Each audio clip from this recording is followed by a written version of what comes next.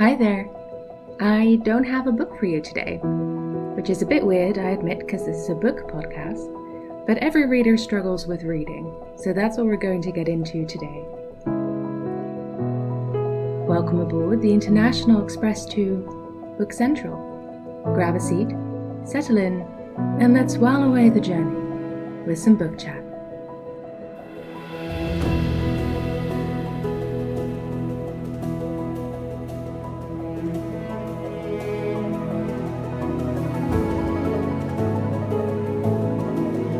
I'm your host, Jules, and I love reading, but there are weeks in which I just can't seem to build up the perseverance required and the mental quiet as well to really just sit down and read a book.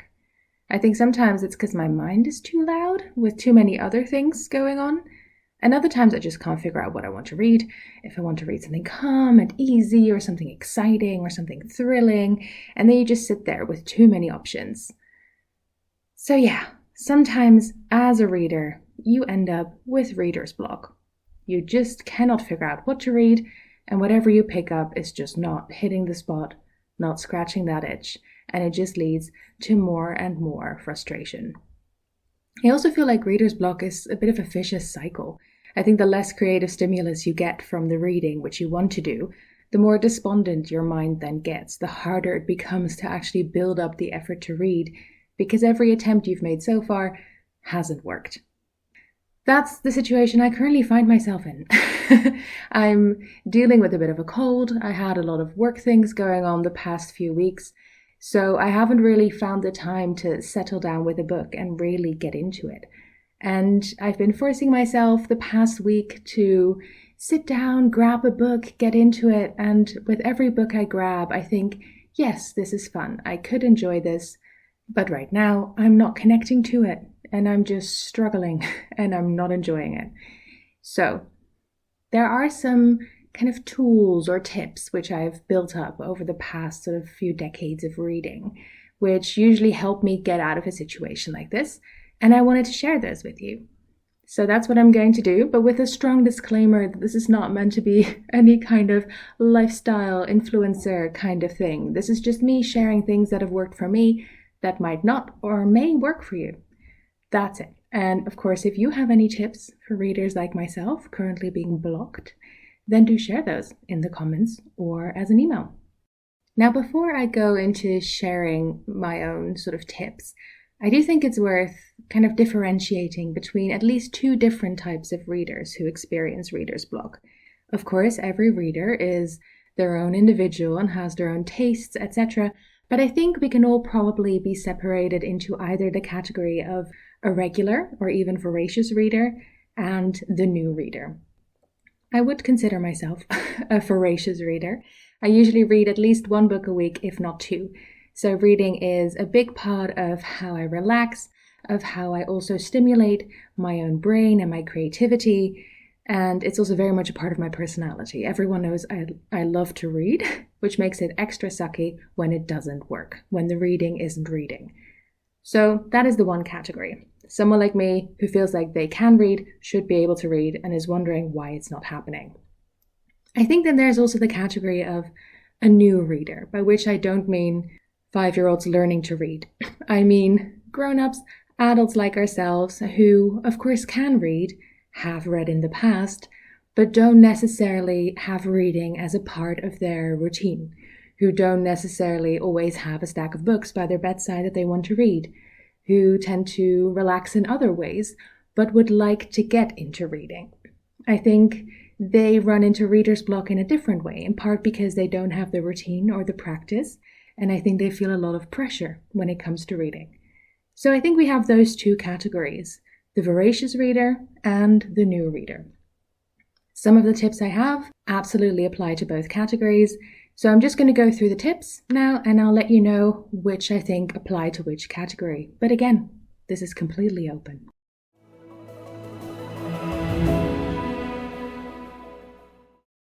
Let's start with my first tip, which is for new readers, but which can also be beneficial to voracious readers to kind of check into again.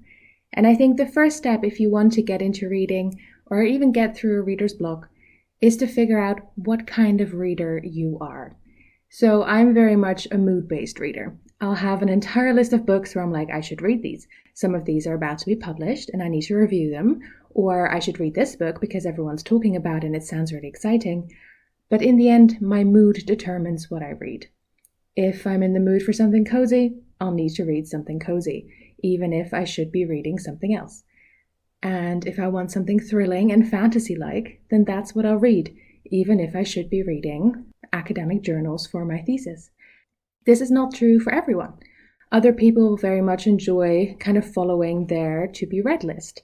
They're like, great, these are the 5 books that I want to read, so I'll start at the top of my list and I'll work my way down, and that works for them.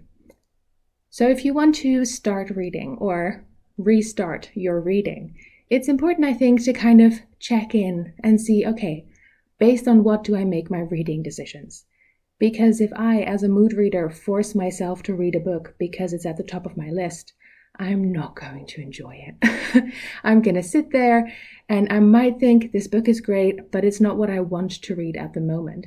Whereas if you very much enjoy having your lists, for example, it's not going to help you to be like, well, what am I in the mood for? Because that might not be the right trigger for you to start reading. So that's my tip number 1, especially for new readers, but also for experienced readers.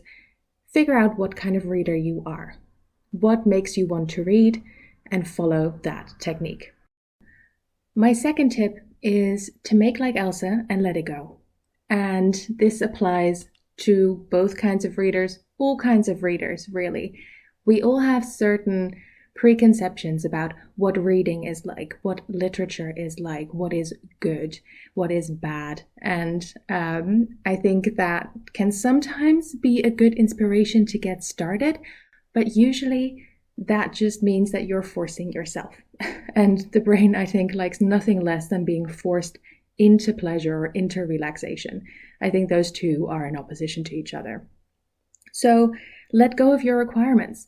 If you're a new reader who wants to, read more and be able to talk about the big books, don't start with War and Peace. Don't start with The Magic Mountain by Thomas Mann. Don't get straight into big fancy literature. Of course, you may absolutely enjoy it and get straight into it, but if you want to get into those big books, you're going to need to build up your perseverance. And also, is that really what you want to read? Or is it something you feel like you have to read? So I did read some of the big classics, but only once I really felt the urge to explore. So I only read Les Miserables by Victor Hugo because I disliked the musical film. And I was like, this classic can't be as annoying as this film was to me. So there must be more behind it. So suddenly I had a mood-based reason to read it. I wasn't reading Les Mis because I wanted to brag about having read a classic. I wanted to read it to prove a point to myself. And that's a very good motivation. Shortly afterwards, I read War and Peace because I was like, hey, if I can read a classic, I should read all the classics, so let's do it. And I did not enjoy War and Peace. So let go of those kind of genre expectations and requirements, right? There is no requirement whatsoever to only read capital L literature, the classics, the canon, right? It's the most important thing to start reading something that you will enjoy. And then you can build from there. I think it's very important and very healthy to have a varied literary diet, to read all kinds of different things, but start with the things you actually want to read. And if that is a cozy murder mystery, like Jessica Fletcher, Murder, She Wrote, do it. If that's a thriller, do it. If that is a very detailed cookbook, do that as well, right? Read whatever you want. And that is true for new readers, but also for what I would call voracious readers. We like to imagine that we can read quickly and we can read all of it, but maybe we just need to let our animal brain pick something that it likes and stick with that, even if it doesn't fit into our perception of what kind of books we read. So I had that experience also where I was deep in a reader's block and I was looking at all of my fantasy books and I was like, I don't think I have the mental capacity to imagine a whole new world, to take all of that world building on board. There's so many pages there, all of these names. I don't know if I can actually currently take that in. So then I read a romance book, which I don't usually do, but it was there. And I was like, wait, this is set in our own real world with rules that I recognize. And it was really fun. And I had a really fun reading experience with it. And then afterwards, I went back into the fantasy books that I enjoyed, but I've also kept romance kind of on the plate in case I want to dive back into that. So let go of whatever reading requirements you think there are, because there aren't. It's meant for your entertainment, it's meant for your enjoyment, and yes, it's also meant, reading in part, to open up your mind, to introduce you to different viewpoints and all of that, but you can build up to that. You don't have to start with the most difficult, impressive things. This next tip is something that I think sort of works better for kind of experienced, voracious, very active readers like myself. And that is to give yourself the permission to DNF a book. So DNF stands for did not finish. And I struggled with that for a long time. I was a completist. I was like, if I started it, I should finish it.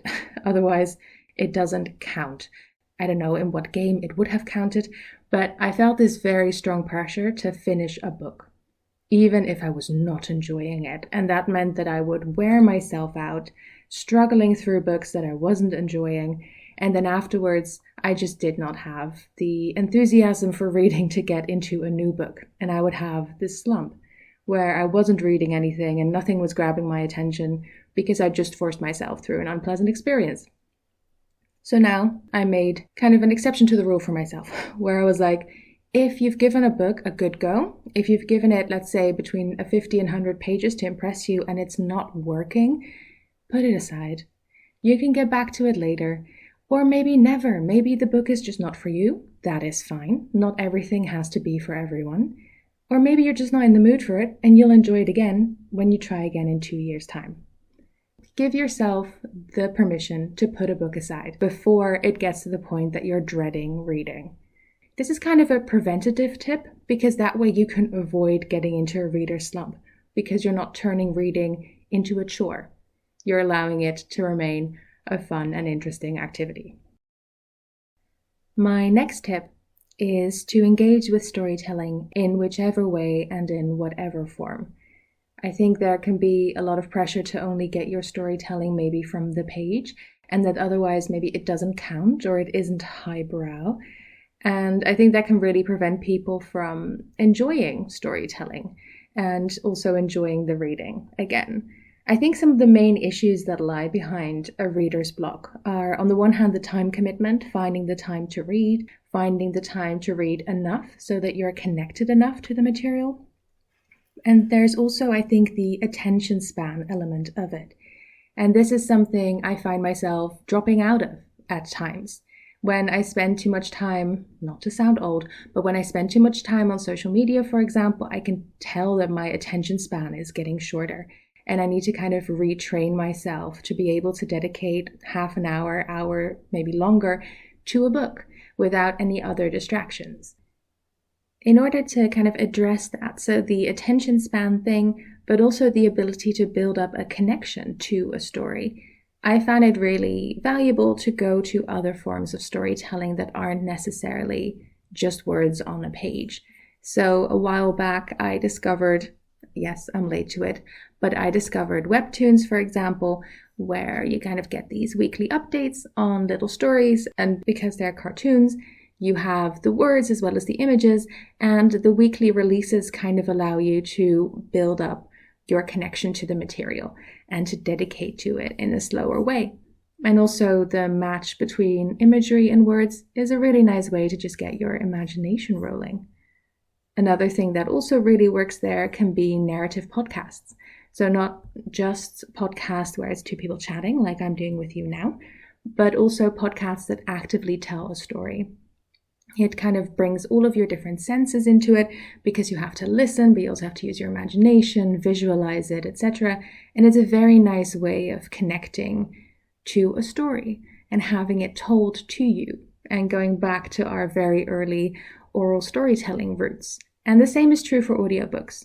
While I do think there is a difference between reading a physical book and reading in the sense of listening to an audiobook, because you're using two different skills, I absolutely disagree with the idea that audiobooks are somehow of less value than physical books or ebooks.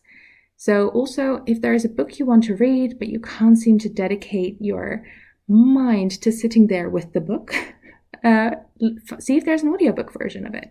And maybe that works for you. Maybe that gives you an entryway into the story where you can maybe combine it with going for a walk, doing shopping, cleaning up, and that way you can start creating time in your routine and in your schedule for reading.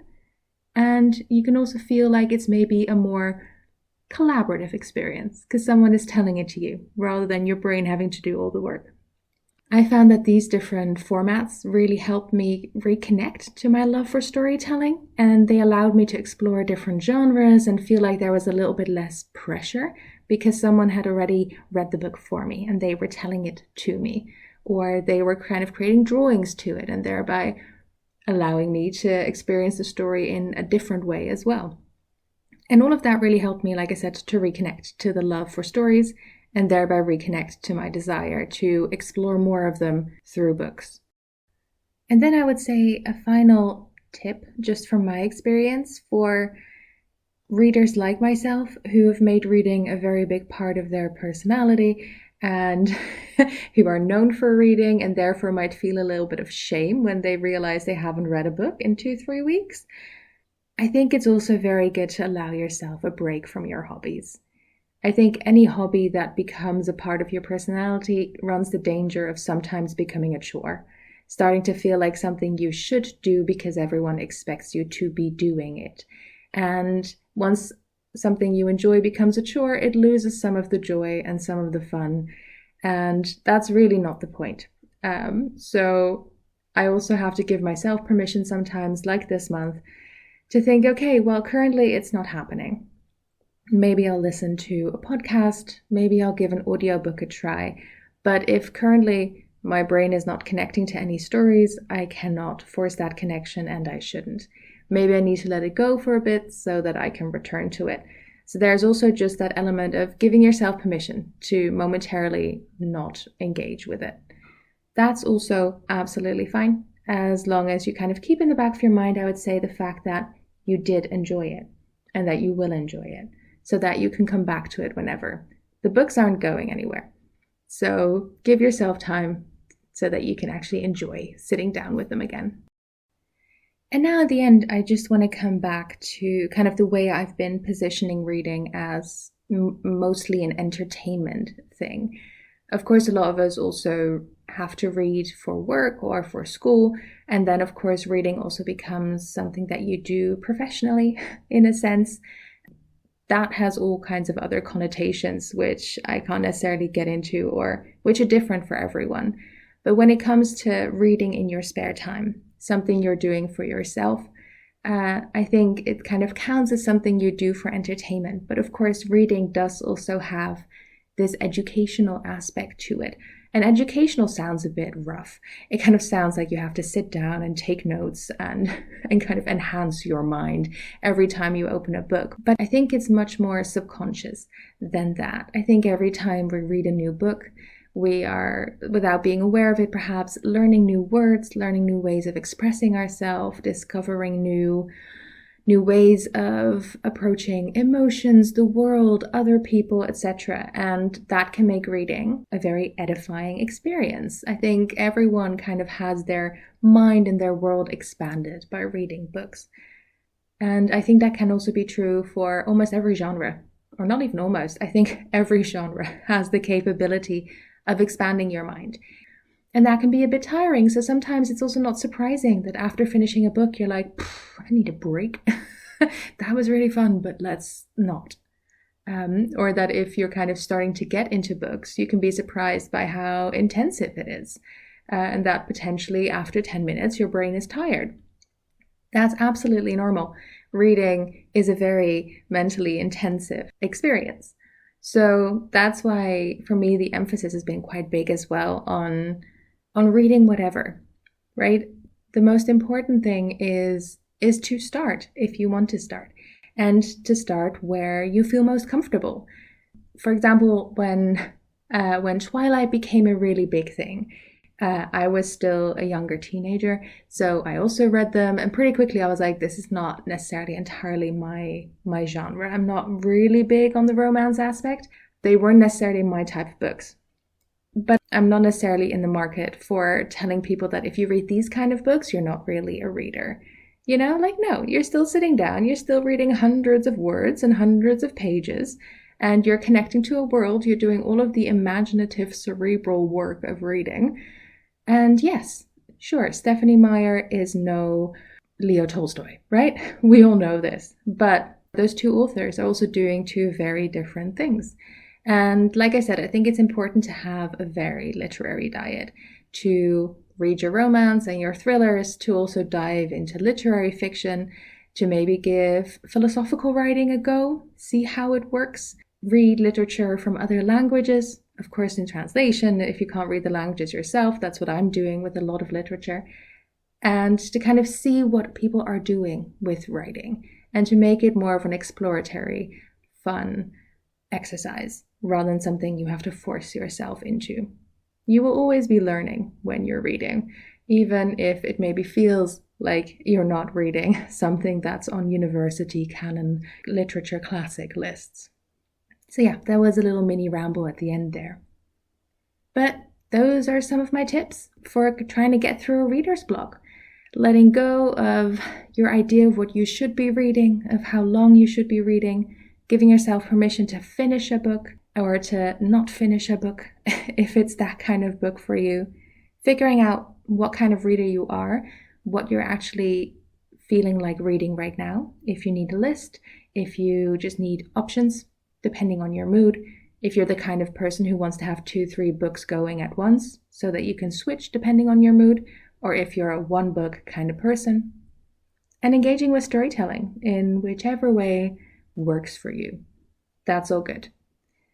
So yeah, that has been about 20 minutes of me telling you about my own reading trouble and hopefully imparting some interesting, at the very least, advice on how to get yourself out of a reader's block. And that's it for today. If you have questions, thoughts on the book, or recommendations or requests for future episodes, feel free to leave a comment or send me an email at bookcentralpod@gmail.com. I'd love to hear from you. You can also subscribe to be informed when new episodes drop. You can find references to the materials used today in the description. Book Central is written and produced by me, and our music is by Scott Buckley. Thank you for joining me today on the International Express to Book Central.